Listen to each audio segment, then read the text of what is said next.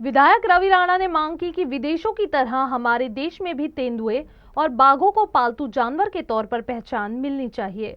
उन्होंने कहा कि बाबा आमटे और उनका संगठन बचपन से जंगली जानवरों की देखभाल कर सकते हैं, तो दूसरे लोग भी ऐसा कर सकते हैं जो इसमें दिलचस्पी रखते हैं। या ठिकाणी बिबटे सुरक्षित राहिले पाहिजे आणि जर या पद्धतीनं बिबट्याला पाळण्याची जर मान्यता मिळाली तर सगळ्यात आधी 2 बिबटे रवि राणा पोसायला तयार आहे। त्याचं पूर्ण पालनपोषण, त्याचा पूर्ण खर्च आणि त्याला चांगल्या प्रकारे संरक्षण देणं एक आमदार म्हणून एक या ठिकाणी रवि राणा केव्हाही करायला तयार आहे। म्हणून सरकारला विनंती केलेली आम्ही की पाळीव प्राण्याचा दर्जा पण द्या आणि बिबट्याला पोसण्याची सगळ्यांना जे उत्सुक आहे, जे त्याचं पालनपोषण करू शकतात त्यांना मान्यता द्या। तो फिर हर जिले में वनतारा जैसे सेंटर बनाया जाना चाहिए ताकि हर जानवर की ठीक से देखभाल हो सके। रवि राणा ने यह भी कहा कि इसके लिए पूरे देश के एंटरप्रेन्योर आगे आएंगे। पुढे उद्योगपती काही मुंबईमध्ये आहे, नागपूरमध्ये आहे, पुण्यामध्ये आहे, त्यांनी पुढे येऊन